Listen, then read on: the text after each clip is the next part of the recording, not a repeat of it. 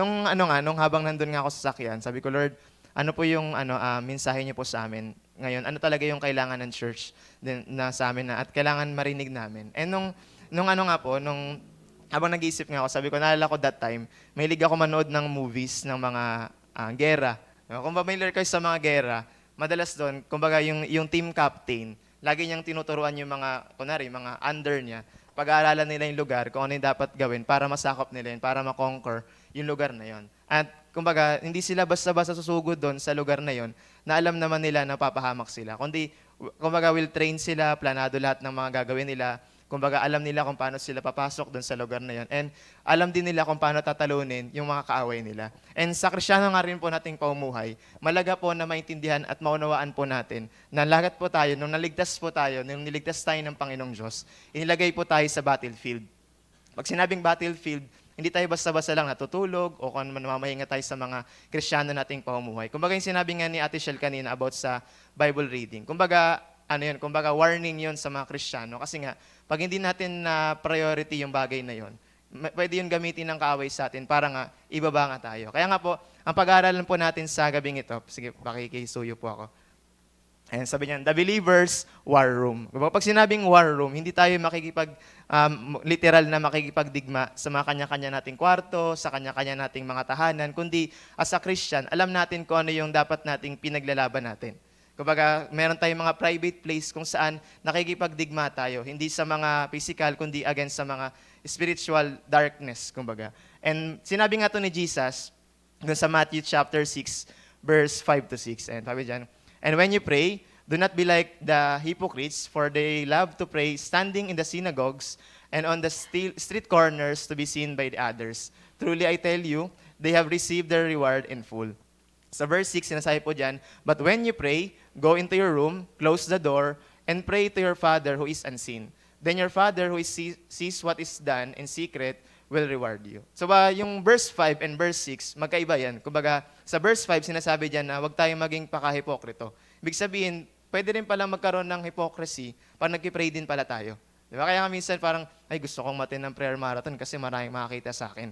Pero paano kaya pag sa mga spiritual, paano kaya sa mga unseen? Kumbaga, yung mag-isa ka lang, kumbaga, magagawa mo pa rin bang mag-pray na wala na rin nakakita sa inyo? Kaya nga po, as sabi ni Jesus nga po dyan, when you pray, go into your room. Paano yun, kuya? Wala naman akong room. Kumbaga sinasabi dyan, secret place. Ibig sabihin, kaya hindi ako naniniwala na, dati, prinsipyo ko din yun, sabi ko, mahirap talaga mag-devotion sa bahay kasi wala naman na kaming kwarto. Kumbaga, pagpasok mo, sala agad, inaagad yung higaan namin. Kumbaga, kasama agad yung mga kapatid mo, tsaka mga worldly mo pang mga ibang mga kasama din sa lugar. Sobrang hirap. Pero napansin ko nga doon na hindi pala specific doon na tinatawag na kwarto lang siya. Kundi si Lord, magbibigay siya ng lugar kung saan makakatagpo mo siya. Kasi kahit si Jesus, nag-pray siya sa bundok. Kumbaga, yun yung pinaka-private place niya. Kumbaga, kung nasa bahay man siya, nag-pray din po si Jesus. Kaya nga po sa atin, tinuturuan tayo ng Panginoon na laging manalangin sa unseen. Kaya nga po, pag nag-one-to-one po tayo, nung wina-one-to-one ko si Rap that time, sabi ko, ayoko matapos tayo ng one-to-one na yung naging knowledgeable ka lang. Ganun. Yung alam mo lang kung paano ituro yung chapter 1, ganito paano ituro yung chapter 2 hanggang chapter 12, tapos mag-exam, tapos i-one-to-one mo ulit ako. Ayoko yung ganun lang mangyari. Kumbaga, kailangan matutunan mo sa sarili mo kung paano lumaban. Kumbaga, kung paano mo paratagin yung sarili mo sa Christian. Kumbaga, hindi matatapos ng one-to-one na to na, ay, okay lang. Tapos, papasa ko na lahat ng tinuro ni Kuya Alfred sa akin. Kumbaga, ituturo ko na lahat ng mga knowledge na natutunan ko rin sa kanya. Hindi ganun. Kundi, merong application na kailangan matutunan po natin.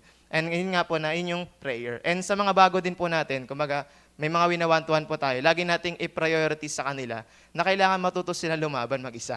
Kumbaga, hindi lang sila, mahalaga na merong guidance ng mga ate at kuya kung paano sila lalago, na nandun lang tayo para mag-guide din sa kanila. Pero ang pinakatuturo pa rin po natin sa kanila is paano sila lalaban pag wala na silang kasama.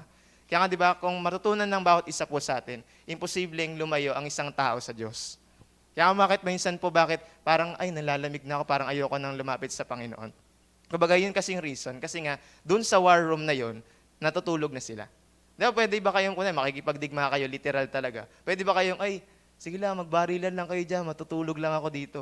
Di ba, hindi naman pwedeng ganun sa gera, kundi kailangan prepared ka, may bala ka, may sapat kang gamit para lumaban din. Ba alam niyo po maraming mga Kristiyano ngayon, tulog na sila sa mga war room nila. Hindi nila binibisita yung war room nila, kumbaga yung sa mga secret place nila, may mga alikabok na yung lugar na yon kasi nga hindi nila nabibisita. Mamaya mas lalo pa nating palalawakin po. Gaano kahalaga kay Jesus yung private private room po na tinatawag. And meron pong sinasabi po diyan sa ano po. What are we to do with our trials, heartaches, and burdens? Kumbaga, pag meron tayong mga trials po, heartaches, and burdens, ano po yung number one natin ginagamit? Kumbaga, kung nagtatrabaho kayo sa mga corporate, pag may mga, kunwari, yung mga boss nyo nagagalit sa inyo, laging marinig ko sa mga office mate nyo na, di naman nila alam yung ginagawa namin. Kumbaga, parang puro lang sila report ng report, kami naman yung nahihirapan. Madalas ko naririnig sa office yun, parang puro lang sila ganito, pag achievement, nandun sila, pero pag mga problema, kami yung humaharap. Kumbaga, yung lagi, puro mga pag-complain na tinatawag. Kumbaga, natunan ko din sa mga araw na yun, sabi ko, mahalaga rin pala minsan na mag-ingat din sa pagsasalita. Kasi nga, the more na nagsasalita, the more na magnify yung mga pagrereklamo nga din. And kaya nga sa atin po, pag may mga trials, heartaches, and burdens, doon po natin ginagawa yon. Kumbaga sa mga pananalangin po natin, sa mga private place nga po natin, doon nga po natin sinasabi sa Panginoon na, Lord, ito po yung mga nangyari sa akin, ito po yung mga nangyari, tulungan niyo po ako at mapagtagumpayan ngayon. Sabi po dyan, all of us need to learn how to talk to the Lord in private about whatever concerns us. Yun po yung pinakamalaga sa atin. Marutunan po natin paano ba makipag-usap sa Diyos. Ay, madali lang naman makipag-usap sa Diyos. Magsasalita lang ako. Pero yung deepest, kumbaga, yung pinaka-meaning na gusto mong sabihin sa Panginoon, doon yung magaganap sa private place. Kaya madali sa atin kasi parang madali lang sa atin mag-pray pag nasa church or nasa mga prayer gatherings tayo. Pero pag nasa mga tahanan daw po, doon na nag-i-start yung battle talaga. Pansin niyo po ba sa 1 week, ilang beses lang tayo nasa church? Siguro mga thrice or twice nga lang minsan one kung na Sunday lang talaga or prayer meeting. Pero madalas talaga sa mga tahanan po natin. Kaya ganun pinapalagahan ni Jesus yung mga private place nga po natin. Sumunod po, meron po. Sabi yan, according to Ephesians chapter 6, verse 10 to 13, believers are in struggle not with people. Hindi naman talaga nag-struggle yung mga tao against sa mga kapwa nila. Kundi saan dito? Sinasabi po dito, but against rulers, powers, world forces of darkness, and spiritual forces of wickedness in heavenly places. Because spiritual battles require divine protection, we are told to put on the full armor of God. And paano kaya kung si Jesus, hindi niya sinabi yung full armor of God? Kumbaga, paano kaya tayo didepensa, paano kaya tayo lalaban, and ano dapat nating gagawin para magtagumpay tayo against sa mga rulers, powers, and world forces of darkness, and spiritual forces of wickedness. And si Daniel, alam niya yung bagay na yun. Alam niya kung sino yung kalaban niya. Yung nagkaroon ng decree ang Babylon na kailangan sambahin tong rebulto na to, si Daniel hindi siya nag-hesitate na, kailangan mag-alsa tayo, kailangan makibaka tayo, yung makipaglaban tayo sa ano. Kundi inilaban niya yon sa prayer. Baga sabi niya, alis mo na ako saglit, pupunta ako sa lugar na mananalangin. At napanalunan niya nga yung hari na yon, o kumbaga na-conquer niya nga yung Babylon that time. So, magitan lang ng prayer that time. Makikita nyo nga doon kung paano na-witness ni si Cyrus that time. Paano niya napa-honor si Cyrus that time sa king. Parang imposible yun kasi nga, pag king ka that time, pinaparating mo na rin sa mga tao mo na ikaw ang Diyos. Kung panahon nila, pag king ka that time, ibig sabihin, tinatalaga mo na yung sarili mo na parang Diyos. Pero 'di ba, nagbago ang lahat ng 'yon nung nag-pray nga si Daniel.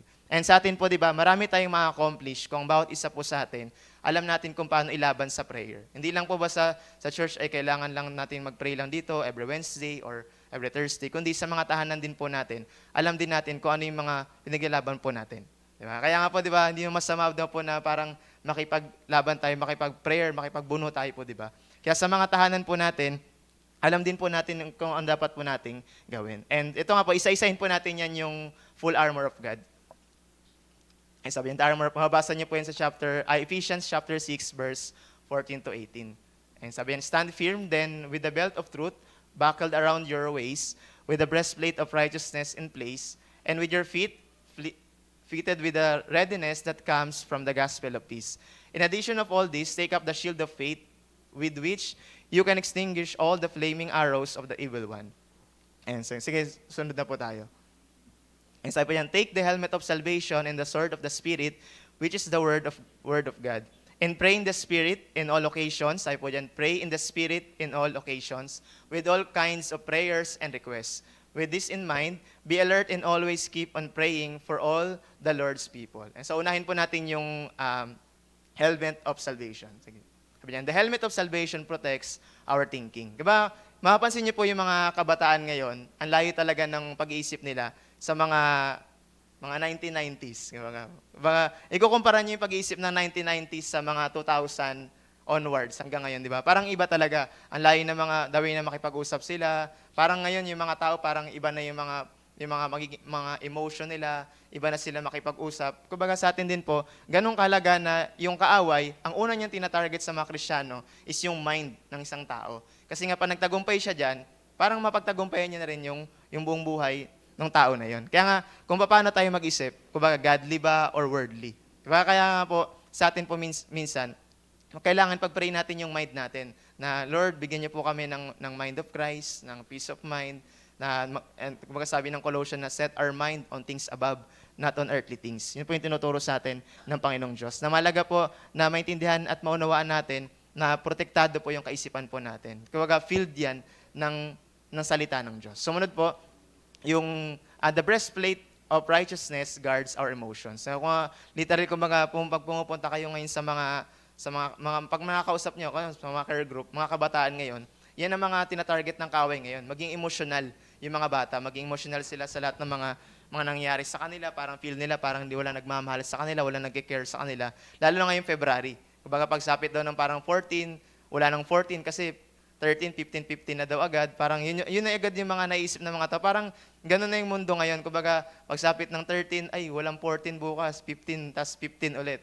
Okay? Parang ganun na yung mga, parang nagiging joke na lang siya kasi nga, parang dumadaan ngayon pag wala kang partner, sobrang lungkot ng buhay mo. Ngari, parang nakakagulat din kahit sa mismong sa office din kasi yun na rin yung napagkausapan ngayon. Parang, kunwari, sa akin pa lang, araw-araw yun parang nakakarindi na. Iba't iba yung tao na gagawin sa akin, parang, hindi ka ba magaganyan? Parang, hindi ka ba malungkot? Parang gano'n na yung lalo sa mga lugar ngayon. Pag wala kang partner, ang tingin sila sa'yo, sobrang lungkot mo. Parang isipin yung mabuti yun. Parang lahat ng mga tao ngayon, yun ang iniisip. Pag wala kang kasama sa buhay, sobrang lungkot ng buhay mo. Pero dahil nga pag nakakausap ko yung mga tao, sabi ko, ay hindi ganun yun. Iba kami. Kaya parang hindi nyo maintindihan.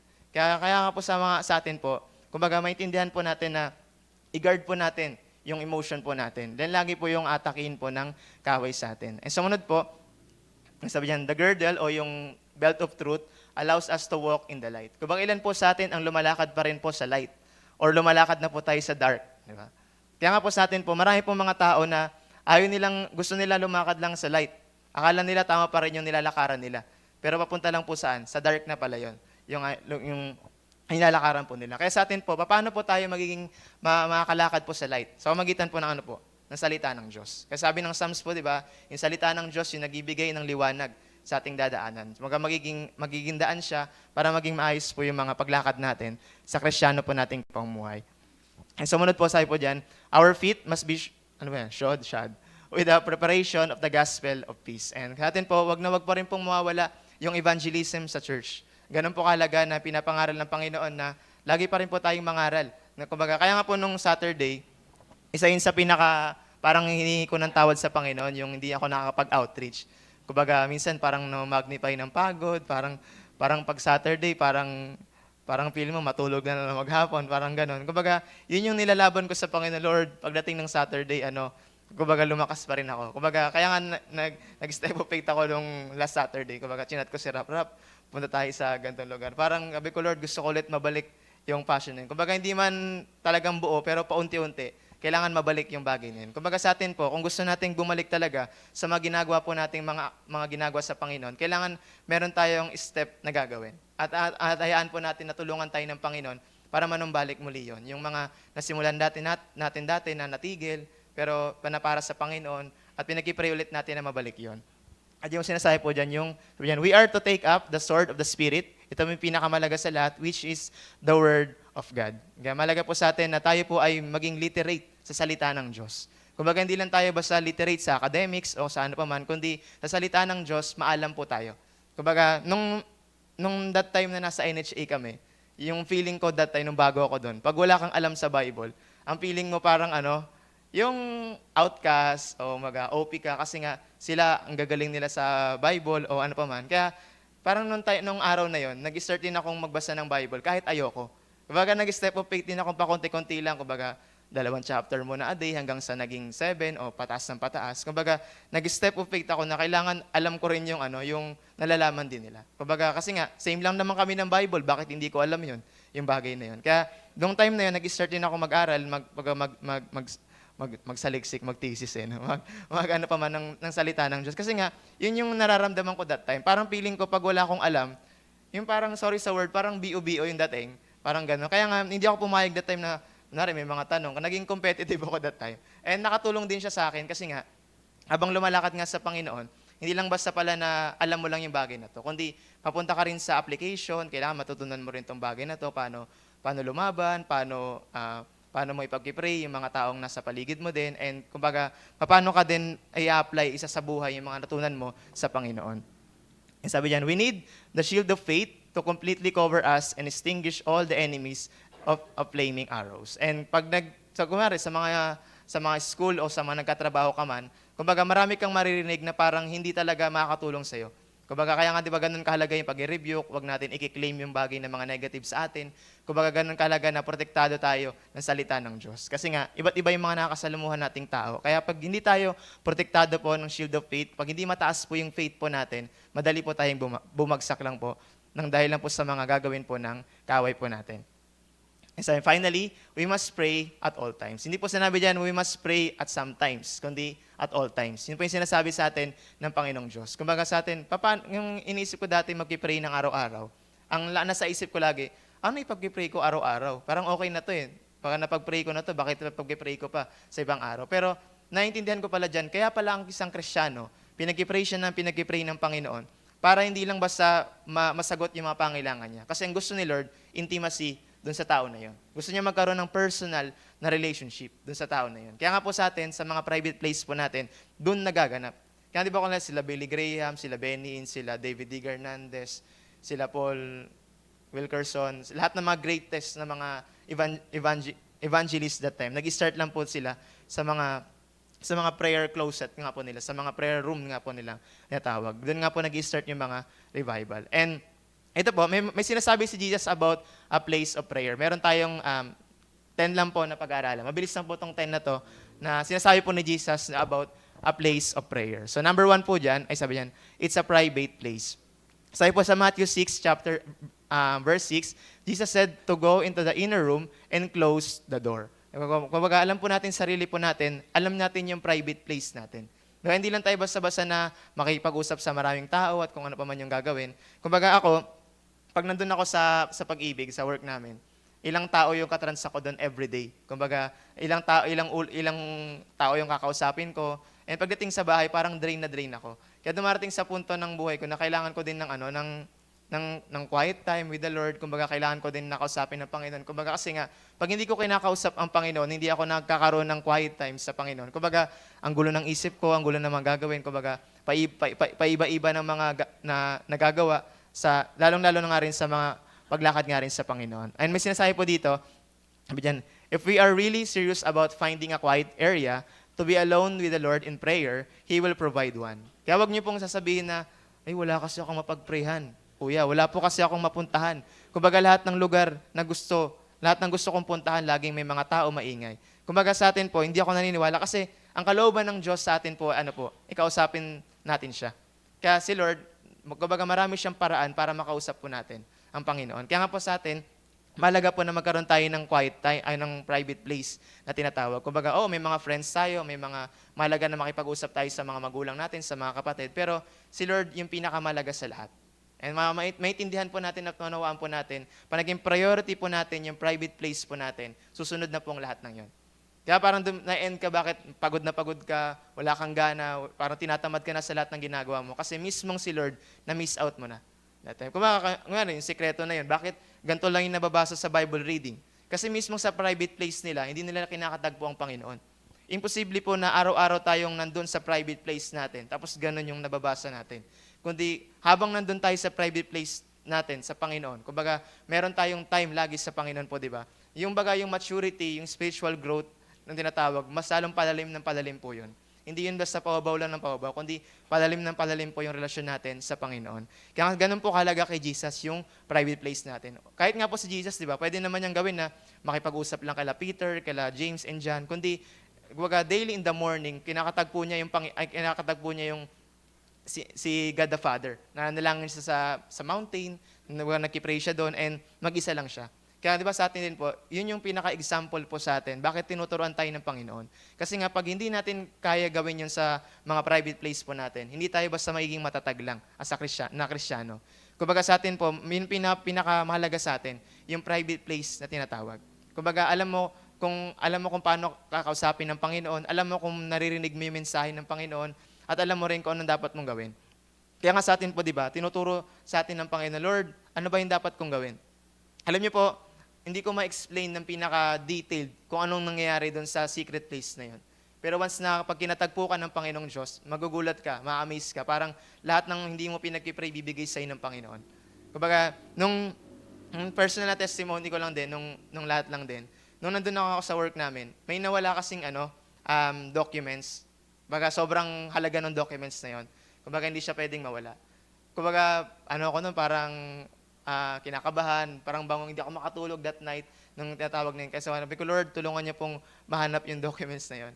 Then, nung kinabukasan, pagbalik ulit dun sa pag-ibig, may lumapit sa akin, sabi niya, uy, nadala ko yung docs mo. Kumbaga, naisama pala ng ibang developer. Kumbaga, may kita mo doon na yung protection, yung guidance ng Panginoon. Kumbaga, alam niya rin minsan na parang, kumbaga, pag lagi kang nakikipag-usap sa Panginoon, alam niya rin kung anong dapat niyang gawin sa atin. Kaya nga po sa atin, parang kung feel natin na sobrang pagod na tayo, kumbaga isintabi natin lahat ng yun at magbalik tayo dun sa mga private place natin. Kasi yun naman talaga yung gusto ng Panginoon sa atin eh. Parang ma-amaze ka doon na sobrang sweet ni Lord. Kasi sinabi ni Lord, sige, pumunta ka sa lugar na to, isama mo yung kaibigan mo dito. Kasi kakausapin ko kayong dalawa. Di ba? Parang hindi. Kundi sinasabi ng Panginoon, parang tayo lang. Di ba? Ganun ka-sweet si Lord. Kumbaga gusto kitang makausap ngayon. Kumbaga kunwari, pag sa school, Lord, sobrang nakakapagod ngayon. Kumbaga, pwede mong gawin yun. Makipag-usap ka sa Panginoon daily. Kumbaga, kausapin mo lahat, isabihin mo sa Panginoon lahat ng mga gusto mong sabihin. At si Lord, willing siyang makinig. Di ba? Parang hindi ba kayo na-amaze dun sa bagay na ganun ka-sweet si Lord? Parang gusto ko ngayong araw na to, kausapin ka lang. Kumbaga, sa dami ng kinreate ng Panginoon, kumbaga, daming creation. Kumbaga, pwede namang, wag ko mo nang kakusapin ngayon kasi kausap ko yung mga lion ngayon. Kausap ko yung mga ibon ngayon. Saka na, i-schedule na lang kita. Kundi daily pa lang, di ba, pwede ka nang makipag-usap sa Panginoon. Ganun ka-sweet si Lord. Kumbaga, kaya nga, mahalaga rin sa Panginoon, Lord, kumbaga, private place na tinatawag. Kasi nga, private. Parang kayo lang ng Diyos. Pag sinabi nga, paano kayong sinabi ng Panginoon na pumunta ka sa public place? Di ba? Kaya sinabi ng Panginoon doon na private, kasi nga, kayo lang ng Panginoon laging mag-uusap. At pag the moment na pagkausap nyo ng kausap lagi ang Panginoon, magugulat kayo, magbabago yung pag-iisip nyo, yung pagkasalita nyo, na parang katulad na rin ng kay Lord. Ay sabi po dito, sa number 2, it's a holy place, di ba? Yung private place din po natin, nagiging holy place din po yun. Di ba, kunwari, nung si Moses, nung kinakausap niya si Lord, di ba, sabi niya doon, hubarin mo yung sandalias mo kasi nga, yung lugar na to, holy place. Di ba, kaya nga po sa atin, yung laging private place na tinatawag po natin, nagiging holy place din yun. Kumbaga, paano kaya yung mga private place natin, holy place pa rin ba ngayon? O parang wala nang nangyari kasi nga nung una lang naging holy yung lugar na yon, kundi ngayon parang corrupted na, marami ng mga hindi nagaganap doon. Kumbaga, hindi mo na nabibisita yung pinaka-private place mo. Kasi nga po, yung pinaka-private place din natin, kung saan nananahan ng Panginoon, nagiging holy place din po yun. Lagi niyo pong isipin kung saan ka man naroon, at pag nandun ang Panginoon, nagiging holy place yun. Whether nasa labas ka, nasa bahay ka, o saan ka man, pag dumating ang presensya ng Panginoon doon, nagiging holy place yun. At ang pinag-pray natin, di ba, ma-maintain natin yung holiness na yun sa lugar na yun. Di ba, pag napanood nyo yung, ang tawag doon, yung prayer, yun? Di ba yung bibili nila yung bahay? Anong pangalan? War room ba yun? War room yung palabas na yun. Di ba, parang nung pagpasok pa lang nung bibili ng bahay, di ba, nagulat siya doon sa presensya na meron doon sa kwarto na yun. Paano pa kaya po, puntahan ko ngayong kwarto ni Princess kung nandun ang presensya ng Panginoon. Paano kaya kung meron tayong CI, no? Puntahan ko nga yung kwarto ni Raven kung nandito, try ko lumuhod kung nandito yung presensya ng Panginoon. Di ba? Ano kung meron tayong CI na gano'n na tinatawag po, di ba? Ma-amaze kayo mga kapwa natin. Mapapray ka talaga sila na grabe yung lugar na to, sobrang holy. Diba? Grabe itong lugar na to. Alam ko meron kayong place na gano'n, kumaga nakapag-prayer mountain kayo.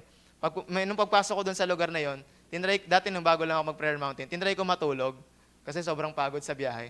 Namiga akong gano'n. Sabi ko, hindi talaga ako makatulog kasi iba yung presensya doon. Kumbaga parang may naririnig, parang totoo talaga yung may maririnig kang yung, basta kakaibang pag nag-pray ka, parang mapapapray ka talaga na wala kang ibang gagawin kundi mapapaluhod ka lang. At parang yung pagod mo, parang napalitan ng sobrang kalakasan.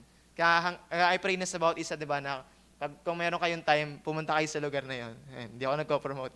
Ayan, pumunta lang kayo dun sa lugar na yon at manalangin din. At hindi lang yun basta-basta na kailangan lang sa prayer mountain mo lang maranasan. Kundi saan man, kahit sa kwarto mo lang, kahit sa bahay nyo lang. At ipag-pray mo lang sa Panginoon at maranasan nga po natin na maging holy lugar na yon. Sabi po dito, when we habitually meet with the Lord in the same place each day, it becomes a holy because it is set apart for worship and communion with Him. Yan yun po yung nangyari dun Pag doon sa lugar na yon, kinakatagpo mo ang Panginoon, nananalangin ka doon, nagbabasa ka ng Bible, hindi yun basta-basta nagiging corrupted lang ng world, kundi nagiging yung presensya ng Diyos nandoon. Kumbaga yung heavenly places, bumababa sa lugar na yon.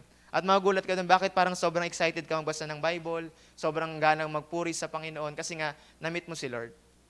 Gadun sa phase 2 dati, nung nandun pa kami sa doon sa kwarto ni Pastor, pag minsan umalis siya, minsan may gala siya.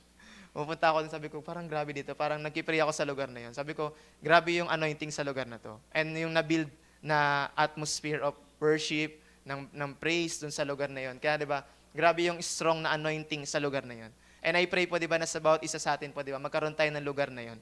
Nasa lugar na yon kung saan nananahan yung presensya ng Diyos.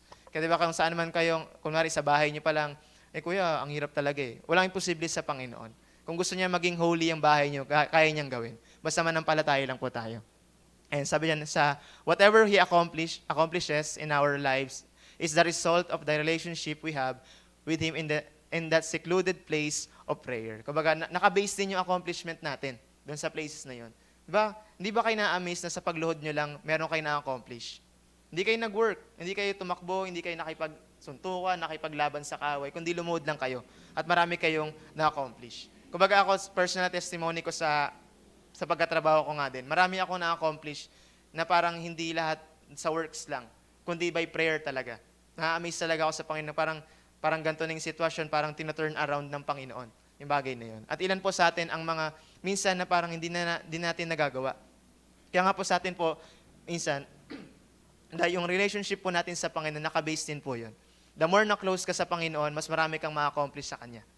Imposible na marami kang ma-accomplish na malayo ka sa Panginoon. Imposible pong mangyari yun. Ako, marami ako ma-accomplish kahit hindi ako magbasa ng Bible, kahit hindi ako mag-pray, kahit hindi ako magbabad sa panalangin, marami ako ma-accomplish. Imposible pong mangyari yun. Kasi nga po, yung intimacy sa Panginoon na pinag-pray natin lagi, yun po yung na maganda mangyari sa buhay natin. Kasi nga, pag meron tayong intimacy sa Panginoon, marami rin tayong magagawa. Gusto niyo magkaroon ng breakthrough sa mga care group, sa mga outreaches po, di ba? Ang sekreto po doon, yung intimacy natin sa Panginoon. Kumbaga, di naman sekreto doon, kailangan doctorate degree mo na ako para ma-accomplish ko lahat ng yan. Kundi, intimacy lang sa Panginoon. Pag close ka sa Holy Spirit, close ka sa Panginoon, marami kang ma-accomplish sa Kanya. Sabi dito, as we depend upon Him in faith, He works in our lives in ways we could never predict. Diba? Yung mga hindi naman natin maiisip, kumbaga yung mga blessing na hindi natin in-expect, darating na lang ng kusa yun. Basta meron lang tayong intimacy sa Panginoon. Kumbaga, yun yung pinaka-the best talaga na gawin natin as a Christian. Lord, magkaroon po kami ng intimacy sa inyo. At mangyari lang lahat ng po yun sa mga private place po natin. And sa number 3 po, it's where our battles are fought. Ayun. It's up to you kung paano nyo bigkasin. Hindi kasi ako magaling sa pronunciation. And so, yung salamin, hindi ko mabasa. Ayan, sabi yan. Kaya po, di ba, mahalaga din po malaman natin, ano ba yung mga battle natin sa buhay.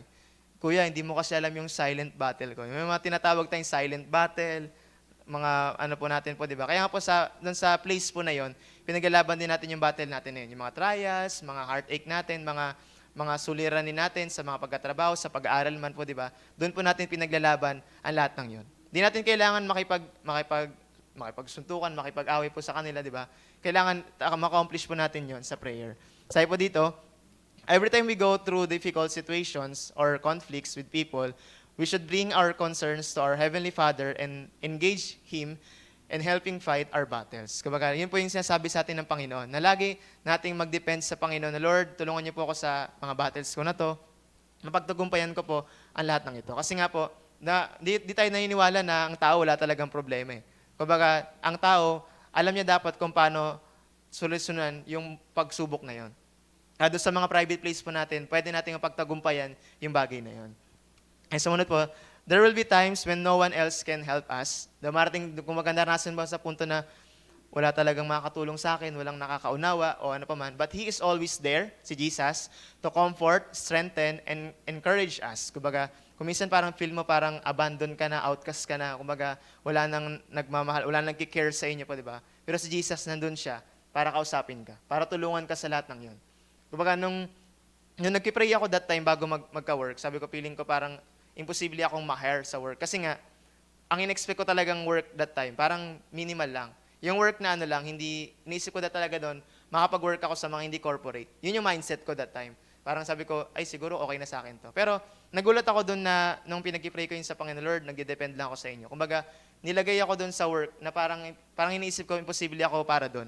Pero nung nandun na ako sa lugar na yun, habang nagtatiwala ako sa Panginoon, magugulat ako na, grabe, ganito pala ako tinutulungan ng Panginoon sa lahat. Kasi kung sa sarili ko lang nakaisipan po, di ba, sobrang hirap talaga yung mga ginagawa. Pero magulat ako na, Lord, salamat kasi may wisdom na nanggagaling sa inyo na kung paano gawin yung mga bagay na to.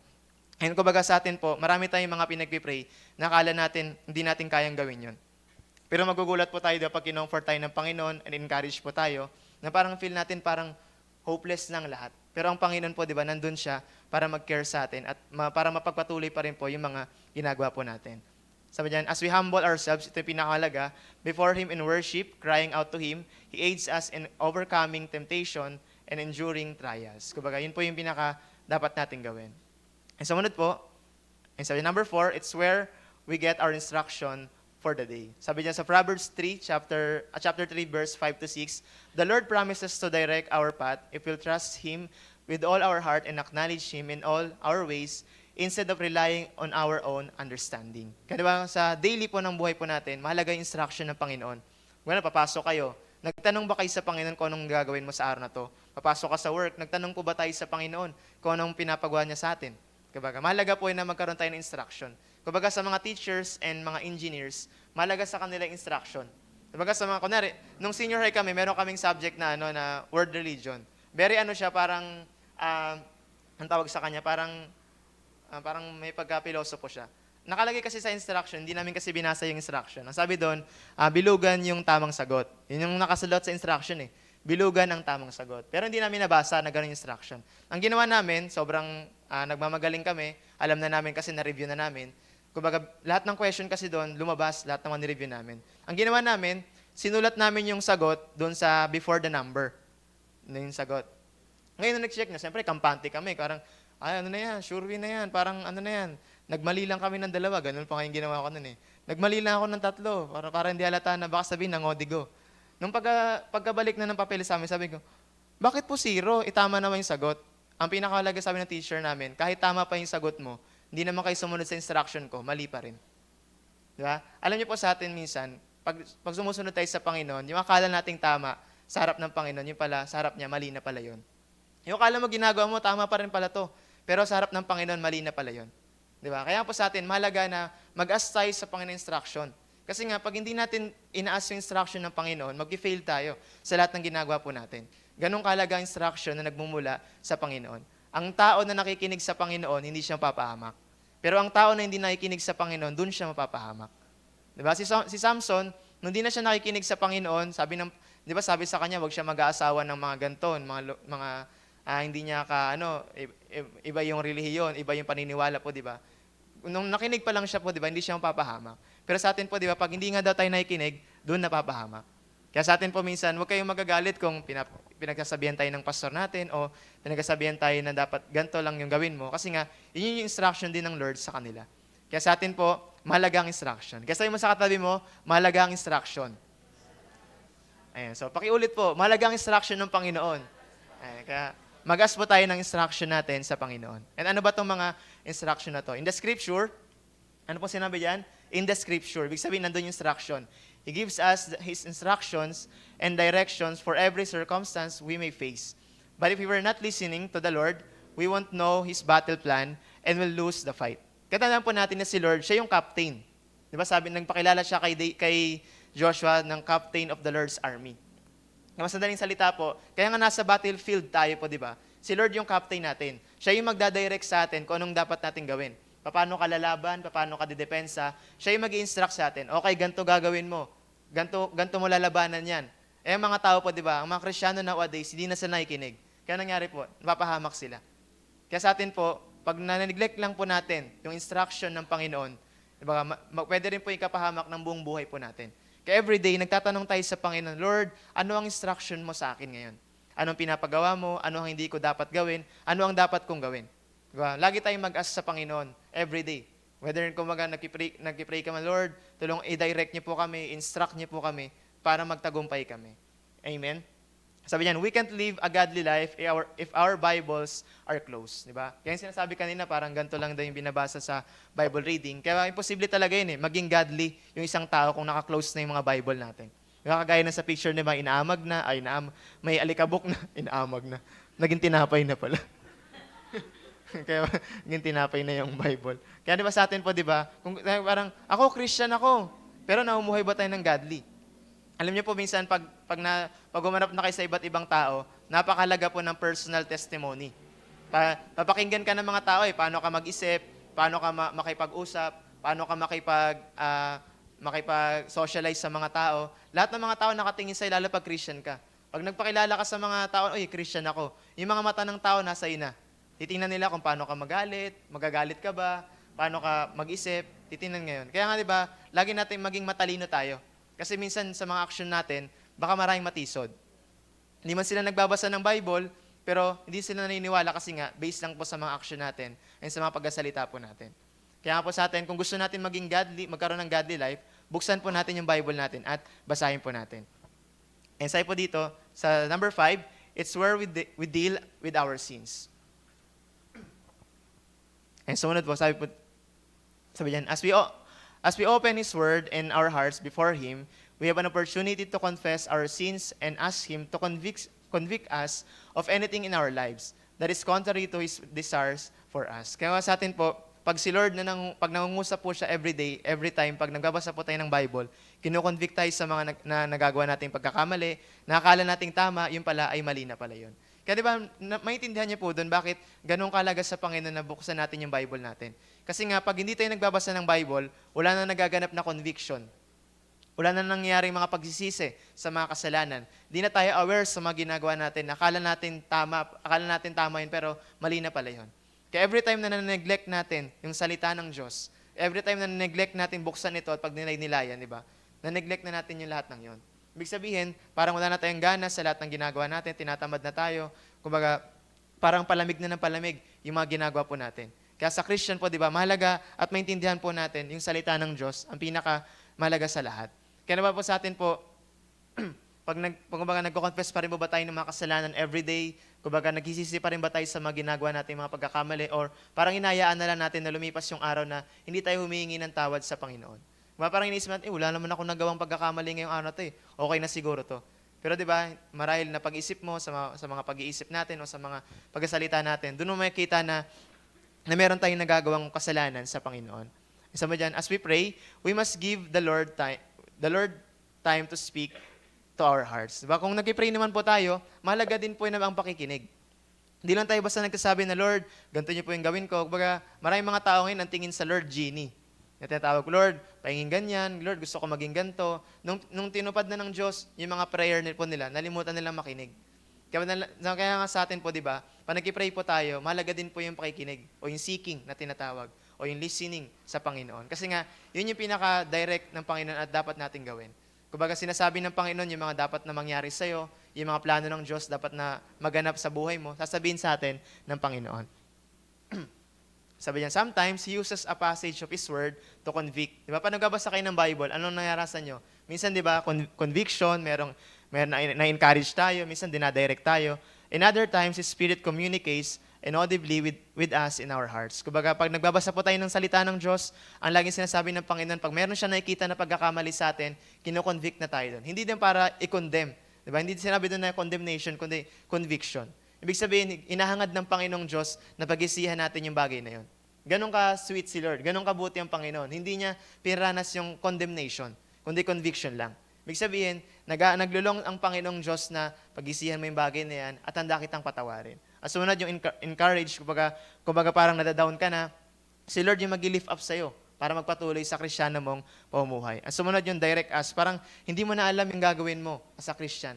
Si Lord yung nagdadirect para maging malinaw ulit yung paglakad mo sa Panginoon. Sabi niya, He may even use hardships and trials to get our attention. Na parang minsan may mga dumating sa buhay nating bagyo ng buhay, pagsubok po, di ba? Minsan ginagamit ng Panginoong Diyos para ma-caught up yung attention natin ng Panginoon. Kasi parang hindi ka niya na makuha hindi ka na niya makausap. Kaya ang gagawin ng Panginoon, papadalhan ka niya ng maraming pagsubok nang sa ganun lumapit ka ulit sa Kanya.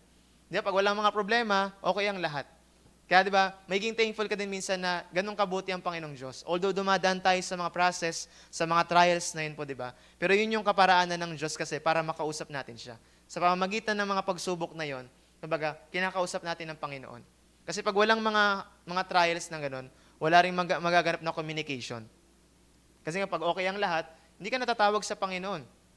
Di ba? Pag may mga pagsubok ka, doon ka tatawag sa Panginoon. At yun po yung ginagamit ng Panginoon sa atin po. Kaya sa number 6, it's where we develop an intimate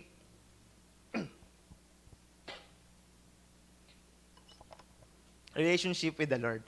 And sa number 6, ito yung nung binabasa ko ngayong pinag-aralan ko, sabi ko, Lord, I pray na magkaroon kami lahat nito. Kasi nga, pag magkaroon kami ng ganito, magiging maayos na yung church talaga. Yung revival, magiging madali. Yung mga breakthrough, magiging madali lahat sa church. Kumbaga, pag meron kaming intimacy sa inyo, parang effortless na lahat. Hindi na namin kailangan parang sa labas, na ganito yung gawin. Kumbaga, darating lahat ng mga pagpapala sa atin once na magkaroon tayo nito. Yung intimacy nga sa Panginoon. So, if we're too busy to spend uninterrupted time with Him in prayer, we won't grow deeper in our relationship with Him. Kaya diba, si Lord, ganun siya naglulong sa atin na magkaroon tayo ng personal relationship sa Kanya. Kasi alam niya na pag wala tayong relasyon sa Kanya na sobrang lalim, mapapahamak tayo. Mapapalayo tayo sa Panginoon at hindi natin alam yung gagawin po natin. Kaya diba sa atin po, nakakalimutan natin minsan na parang lang tayo ng sa Panginoon. Lord, gusto ko po magkaroon ng ganito. Gusto ko po magkaroon ng maraming ganito, ng ganito mga bagay, magkaroon ng kayamanan, na which is maganda naman po lahat ng yon. Pero ilan po sa atin nagkipray na, Lord, gusto ko everyday magkaroon ako ng intimate na relationship sa inyo. Ito yung kaparaanan mo sa akin. Kumbaga, gusto ko, Lord, makilala ka kung sino ka ba talaga. Kilala na ba talaga kita ng ilang percent? Kumbaga, sino ka ba talaga sa buhay ko? Yung lagi po natin ipag-pray sa Panginoon. Kasi nga, once na matutunan po natin yung pinaka-intimate, kumbaga kung kilalang-kilala po natin ng Panginoong Diyos, yung mga pinag-pray natin, bibigay na lang sa atin ng Panginoong Diyos. Once na meron lang tayong malalim na relasyon sa Panginoon. Si Abraham, hindi siya pinagpala ng Panginoong Diyos dahil lang siya yung pinili. Kundi nung sumunod na siya sa Panginoon, natutunan niya rin yung personal na relationship sa Panginoon. Si David, bago siya pinagpala din ng Panginoon, alam niya din kung nasa kanya pa ba yung presensya ng Panginoon. Gawa sa Abraham, hindi lang siya sumunod kasi nga alam niyang pagkapalain siya. Kundi ang nakita niya doon, yung relationship sa Panginoon. Yung pinaka-the best na mangyari po sa buhay po natin. Kaya hangarin po natin na yung lumalim tayo sa Panginoon na Lord, gusto kita everyday makasama. Although may mga ginagawa man ako sa work, sa pag-aaral ko, gusto ko makasama ka ngayon. Makausap kita. Ano yung gusto mong sabihin sa akin? Lord, willing ako makinig. Kumbaga, Lord, ano yung instruction mo sa amin? Kumbaga, willing ako makinig sa'yo.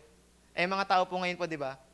Marami silang ginagawa, mga interrupted na mga oras, na ilalaan nila yung mga oras sa mga bagay na hindi na karapat-dapat. Kumbaga yung portion na para sa Panginoon, ni 1% wala pa doon. Pag magbabasa sila ng Bible, iniikab na sila. Makikinig sila ng preaching, parang tinatamad na sila makinig. Pag worship, parang mas madali na sa kanilang umupo, ayaw na nila magpuri sa Panginoon. Kasi nga, sobrang layo na ng pag-ibig nila sa Panginoon. Kumbaga wala na silang personal na relasyon sa Panginoon. Kasi Lord, ganun siya ka-eager na kilala natin siya. Kaya everyday po, di ba, habang lumalapit tayo sa Panginoon, Lord, huwag niyo po hayaan na mapalayo ko sa inyo. Kasi nga, totoo yun parang kung wala ang Panginoon sa buhay natin, wala nang kwenta yung buhay natin. Na sana po dumating po tayo sa punto ng buhay natin na pag hindi na natin maranasan yung presensya ng Panginoong Diyos, nagbabalik na tayo na sa mga pagka-fasting, lumulod na tayo sa Panginoon, Lord, tulungan niyo kami bumalik ito, kung paano kita nakilala, kung paano ako kainit. Diba? Huwag tayo pumayag na, ay, dito na lang ako kasi pagod na ako, sukong-suko na ako. Nalimutan mo nang ipaglaban yung relasyon mo sa Panginoon. Diba? Ilan po yung mga Kristiyano ngayon parang tulog na sila. Kaya diba sobrang palad natin, nasa OPM tayo. Diba? Hindi ba tayo nagpipraise na someday na yung numbers natin sa OPM ay same sa number ng every Sunday, mag-i-increase pa na mag-i-increase yun.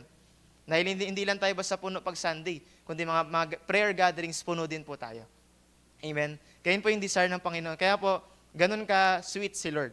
Although may parang pag-rebuke, pero ganun kumbaga, mapagmahal ng Panginoon, na gusto niya magkaroon ng relasyon sa tao. Na kahit alam niya nagkasala ito, alam niya nagkasala ito, binigay pa rin niya yung buhay niya doon sa tao na yun. Kasi nga, ang gusto niya doon sa tao na yun, magkaroon siya ng pagkakilala, ng relasyon doon, at kumbaga makausap yung tao na yun. Kaya everyday po, hangarin po natin na magkaroon ng grow deeper in our relationship with Him. So, and there are times when we pray with others or together as a family, but it's only in our private times with the Lord that we come to know Him intimately and have the freedom to honestly and openly share our hearts with Him. Kumbaga, everyday, mahalaga po yung pakikipag-usap natin sa Panginoon, yung intimate nga na tinatawag. And sumunod po, so and this is the most important activity of our lives, communing and fellowshipping with the Lord Jesus Christ. Kumbaga, nung nakilala mo ang Panginoong Diyos, kumbaga, habang nabubuhay ka sa mundong ito, at the end ng buhay po natin, ang pinakamalaga po sa lahat, yung pakikipag-usap sa Panginoon, yung fellowship. Hindi mag-matter sa Panginoon kung anong pinag-aralan mo, anong tinapos mo. Hindi mag-matter sa Panginoon lahat ng yon. Ang mag-matter sa Kanya at the end, yung pakikipag-usap mo sa Kanya. Yung time natin sa Panginoon, yun yung mag-matter. Di ba, I pray po, di ba, kung maganap at mangyari man yung mga accomplishment natin, pasaganain man tayo ng Panginoon, at the end pa rin po, di ba, yun pa rin po yung pinakagagawin po natin. Ma-meet mo man lahat ng mga prayers mo, masagot man lahat ng mga panalangin mo sa buhay po, di ba? Ang pinakamalaga pa rin po, yung pakikipag-usap natin at pakikipag-fellowship sa Panginoon. Na-i-pray po, di ba, na kung binigay na sa atin ito pagkapalan na to, huwag tayong makalimot sa Panginoon.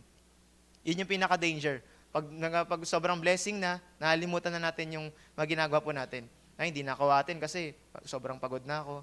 Nung nakaranas na ng pagkapalang pinansyal, ng material, nakalimutan na ang Panginoon. Nalimutan na makipag-fellowship sa Panginoon. Di ba, ilan po sa atin ngayon? Ngayon kasi, marami sa atin, mga kabataan pa lang, nag-aaral pa lang, di ba? Makalipas na mga 5 years, mga nasa mga professional na kayo, magkatagumpay na kayo po, di ba? Pero lagi niyo pa rin pong isipin na mag-matter pa rin po sa dulo ng buhay natin, yung ilan yung nalaga kong oras sa Panginoon. Ilan yung time na in-spend ko para kausapin siya. Ilan yung time na nailaan ko para lumalim at kilalanin ang Diyos. Kilalanin ko yung Savior ko. Yun yung pinaka-the best pa rin po sa nangyari sa atin. And sumunod po, number 7, it's where we lay down our burdens. Isay po dito, God daily lifts our burdens and carries our concerns and forgives our sins when we confess them, di ba? Kaya sa atin po, di ba, parang meron kayong mga burdens ngayon, di ba? Ibaba nyo yun sa presensya ng Panginoon. Ngayong OPM na to, di ba? Ibaba nyo lahat ng yun. At hayaan nyo ang Panginoon kumilos doon. Lahat ng bigat, lahat ng mga cares of this world, ibaba nyo doon sa presensya ng Panginoon. At magugulat kayo, maglalaho ang lahat ng yun. Kaya po, di ba, sinasabi rin po dito, ayun sa number 8, it's where we weep over our trials and heartaches. Parang minsan parang wala ka bang lugar na mapag-iyakan. Doon sa private place mo na tinatawag, doon ka pwedeng umiyak sa lahat ng mga nangyari sa'yo. Parang sa mga nagkatrabaho, ayoko na, parang sobrang pagod na ako, Lord. Diba? Sabihin mo lahat sa Panginoon, lahat ng mga pagod na yon. At magugulat ka sa kung anong kayang gawin ng Panginoon. Hindi natin kailangan parang, wala naman kasi akong kaibigan, wala akong mapag-sharean, wala naman nagmamahal sa akin, wala akong pagsasabihan na lahat ng ito. Si Lord, anytime, pwede mong pagsabihan. Wala pang bayad. Di ba? My friend, kausapin mo muna ako. Libre mo muna ako. Makikinig ako sa problema mo, tapos wala man lang milk tea. Wala man lang McDo. Wala man lang French fries. Di ba? Pero si Lord, libre lang. Sabihin mo lang lahat sa Kanya at makikinig siya. Yung friend mo na yun, pwedeng makinig yan sa'yo, pwedeng hindi. Pwedeng pinaplastic ka lang niya or inaano ka lang niya. Pwedeng nakikinig lang siya kasi naawa siya sa'yo, ganito yung nangyari sa'yo. Pero ang Panginoon, willing siyang makinig everyday. At sa pakikinig ng Panginoon sa atin, meron siyang solusyon. Yung kaibigan mo, minsan walang solusyon sa problema mo, pero ang Panginoon, 100% may solusyon siya dyan. Amen? Baka mawala ng mga friends dito. So, anong nangyari? Hindi man pa rin mangyari. Kaya sa atin po, when we go into our prayer room and cry out to God, He understands and mends our broken hearts. Yung mga greatest mga Bible characters sa Bible, alam nila yung mga iniiyak nila sa Panginoon. Di ba sabi ni Moses na, Lord, dinala niyo pa kami dito, tapos papatayin niyo lang din mo kami. Di ba parang, Lord, kung hindi naman din kayo makakasama sa lugar na yan, wag na lang po. Lord, kung magsisimba lang naman ako, tapos hindi ko maranasan yung presensya mo, baliwala na lang po lahat ng ito. Kumbaga, may prayer pa tayo sa Panginoon na sa mga prayer room po natin, iniiyak natin yung mga dapat nating mangyari. Kumbaga, kailangan ipaglaban mo. Gusto mo maging great, gusto mo maging maranasan ulit yung presensya ng Panginoon, ilaban mo. Ilaban mo sa prayer. Ilaban mo lahat dun sa prayer room mo tinatawag at makikita mo dun kung paano kumilos ang Panginoon. Huwag tayo pumayag na huwag maging stagnant na lang tayo, parang hanggang dito na lang ako. Kung hindi, si Lord, sinasabi niya sa atin, meron ka pang kayang gawin. Ang kailangan mo lang gawin is magtiwala ulit sa akin. Kasi kaya ka ganyan, kasi bakit? Nagtitiwala ka na sa sarili mo. Noong mga nakaraan, nag-evaluate ako, sabi ko, Lord, parang hindi ko na magawa yung bagay na to. Kumbaga, lagi parang encouragement sa akin ng Panginoon, iba na kasi yung pinapagawa ko sa'yo. Marahil, kumbaga, hindi mo na magawa yung bagay na to, merong ibang pinapagawa ang Panginoon sa atin. Diba? Hindi porket hindi mo na nagagawa yung mga bagay na dati mong ginagawa, katapusan na. Ibig sabihin, may mga bagay na hindi na tayo nagagawa kasi iba na yung pinapagawa sa atin ng Panginoon. Kaya diba, kung nasaan ka man ngayon, diba, malagat maintindihan po natin na, Lord, ano bang pinapagawa mo sa akin? Kaya kung hindi kayo nagtatanong sa Panginoon, hindi kayo nag-ask lagi ng leading, diba, ang gagawin lang po natin yung sarili nating kalooban. At kaya nag-end po, sobrang pagod, tinatamad, kumbaga naglalamian na tayo sa Kristiyano nating pamumuhay kasi nga, yung sarili nating kagustuhan ang ginagawa natin, hindi ang kalooban ng Diyos. Kaya ba sa atin po, doon sa prayer room na rin po tinatawag, marami talaga nangyari. Isipin niyo pong mabuti, pag na-neglect natin yung prayer room natin, yung private place po natin, na-miss out na natin lahat. Parang tinapon mo na lahat. Lahat ng mga blessing, lahat ng mga relasyon mo sa Panginoon, lahat ng intimacy sa Panginoon, tinapon mo ng lahat. Isang miss out mo lang. Kaya ganun kahalaga sa Panginoon yung private place na tinatawag. Kasi nga, alam ko, sabi ng Panginoon na sa private place na to, gagawin ko yung hindi mo ina-expect. Pangyayarihin ko yung iniisip, yung plano ko sa'yo, magaganap sa lugar na to. At kung magtitiwala lamang tayo sa Panginoon. Sabi sa number 9, it's where we forgive others. Kung maraming mga tao ngayon parang hindi na nagpapatawad. Mas mahalaga na sa kanila, na iniisip na nila na, ay hindi ko patatawarin ng tao na to dahil sa ginawa niya. Pero nalimutan niya na siya yung unang pinatawad ng Diyos. Kaya sa atin po, di ba, every time na nahirapan tayo magpatawad, wag po natin kalilimutan na tayo yung unang pinatawad ng Diyos. Kung hindi nagpatawad ang Panginoong Diyos, wala na tayo sa mundong ito. Wala na tayong karapatang mabuhay, wala tayong karapatang maglingkod, wala tayong karapatang magpuri, wala tayong karapatang manalangin kung hindi nagpatawad ang Diyos. Kaya bago ka isipin na parang mag-hold tayo ng unforgiveness sa buhay po natin, lagi nating tatanungin sa sarili natin na pinatawad lang din ako ng Diyos. Anong karapatan ko na hindi magpatawad? Kaya sabi po dito, the Lord not only forgives our sins, hindi lang siya basta-basta nagkapatawad, but helps us battle through our hurts so we can forgive others. Ang hirap talaga eh. Ganito yung ginawa niya sa akin. Kumbaga, sobrang hirap magpatawad sa bagay na to. Kumbaga, grabe yung ginawa niya. Pero ang Panginoon po, di ba sinasabi dyan, tutulungan niya tayo na mag-release ng unforgiveness na yon. Ma-release yung unforgiveness na yon. Kasi nga, hindi talaga siya magubungan ng maganda. Once na nasa atin pa yung unforgiveness na yon. At magugulat po kayo na wag na-release niyo po yung unforgiveness na yon, ma-amaze kayo sa kayang gawin ng Panginoon. Kaya every time na wini-withhold natin yung unforgiveness, nasa atin pa rin yon. Hindi tayo magka-prosper, hindi tayo magkakaroon ng accomplishment, hindi tayo lalago. Marami tayong mga may miss out, maglilingkod sa Panginoon. Pag nandun pa rin yung mga bagay na yon. Kapag meron pa rin unforgiveness sa atin, ngayong araw na to, tapusin mo din. Okay? Kumbaga po sa mga ano po natin na kung meron ka mga heartaches, kumbaga sobrang hirap talaga sa bagay na to, ipag-pray mo sa Panginoon. At hayaan mo na kumilos ang Panginoon sa buhay mo. At magugulat ka kung paano ka palalayain ng Panginoon sa bagay na yon. number 10 na pala. Sa last po, it's where we are strengthened. Ayun, sabi po. Next po. Ayun, sabi yan. In this holy place, we have the privilege of discussing every area of our lives. As we pour out our hearts, sorrows, and burdens, the Lord comes to strengthen us. Di ba? Parang nanghihina ka na ngayon sa Kristiyanong pamuhay, hindi mo na alam yung gagawin. Si Lord yung magiging strength po natin. Kasi nasabi ng Bible, di ba, na siya yung kalakasan natin. everyday. Di ba? Siya yung magiging kalakasan natin. Basta sinasabi natin lahat ng mga kalungkutan, lahat ng mga burdens po natin, at ang Panginoon po ang magbibigay sa atin ng kalakasan. And para po i-end tong tayo po natin, meron tayong mga question na pwede ba nating sagutin sa mga personal po natin. So sabi dyan, where do you go to pray in private? Di ba? Saan ka pupunta po, di ba? Para magkaroon ka lang ng quiet place. Kasi nga po, kung Kristiyano po tayo, habang lumalakad po tayo sa Panginoon, kailangan magkaroon tayo ng private place na tinatawag. Wag niyo pong hayaan na wala kayong private place. Kumbaga, di bali nang wala kayong makausap na tao, basta meron kayong private place sa Panginoon. Yun yung pinaka-the best na mangyari po sa atin. Marahil ngayon, parang marami kayong time. Pag dumating na kayo sa mga ginagawa niyo po, di ba? Wag po nating hayaan yung mga private place po natin. If you have a specific place, how is it become your holy place? Di ba? Yung lugar po na yun, nagiging banal pa rin po ba yung lugar na yun? O parang hinayaan nyo na lang? Ang tinutukoy ko po ditong secret place, hindi yung mga kwarto natin, kundi yung personal na relasyon natin sa Panginoon. Yun yung pinaka-private place eh. Yung between you and the Lord. Hindi naman tinutukoy dyan yung kwarto mo, napabayaan ko na yung kwarto ko, hindi ko na nalinisan. Kumbaga yung spiritual na kwarto mo, napabayaan mo na ba? Kumusta yung spiritual mo na kwarto na yon? Yung kung saan mo kinakatagpo ang Panginoon. Kumusta ang devotion natin sa Panginoon?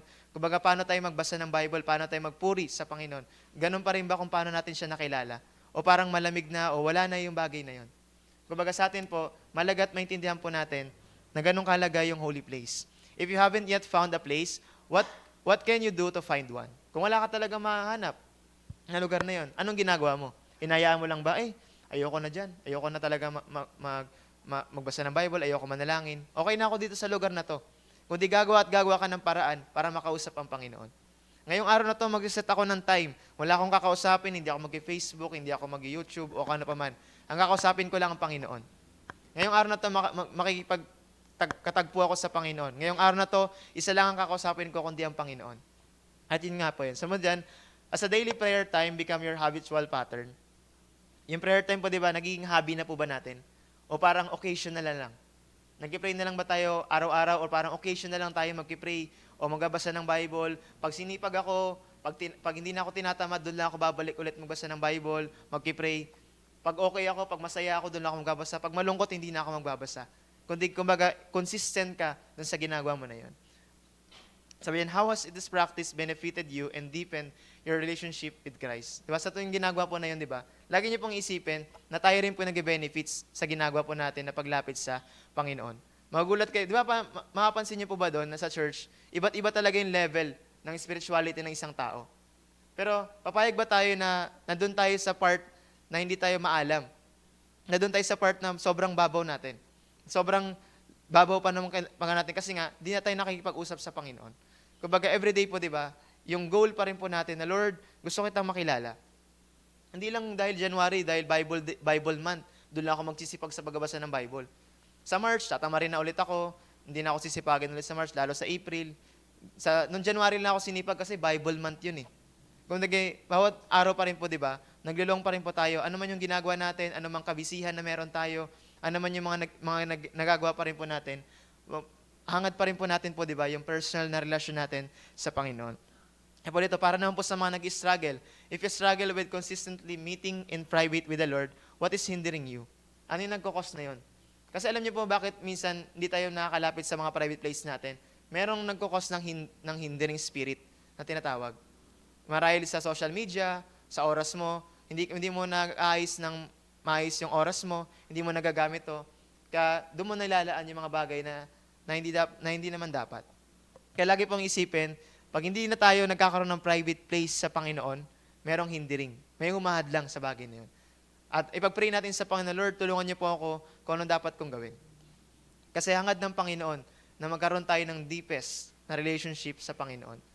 At kung matutunan po ng bawat isa sa atin, yung deepest relationship sa Panginoon na yon, magugulat kayo, kahit hindi tayo mag-pray ng revival dito, magaganap at mangyayari yon. Kahit hindi tayo mag-pray ng mga evangelism, magaganap at mangyayari na yon.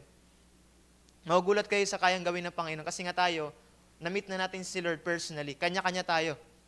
Di ba? Kaya nga, di ba, pag-workout natin ng salvation natin, yung ginagawa. Kaya mangyari po, di ba, kaya hindi tayo effective sa mga ginagawa po natin kasi mismong hindi natin kinakausap ang Panginoon. Hindi tayo nagkakaroon ng deepest na relationship sa Panginoon. Hindi ko po sinasabi na meron na akong deepest na sobrang lalim na. until na wino-workout ko pa din. Kasi nga, naglulong ako sa Panginoon, Lord, every day. Kahit nag-work ako, kailangan mamuhay pa rin ako. Spirit-filled. Sa lahat ng ginagawa ko, kailangan God-conscious, Christ-centered, yung mga ginagawa ko pa rin. Yun yung ginagawa ko. And kaya nga sa atin po minsan, wag po natin hayaan na hindi natin mapag-pray yung bagay na yun. Ano man po yung ginagawa po natin, mga kabisihan, di ba? Wag pa rin po natin pababayaan yung mga private place natin.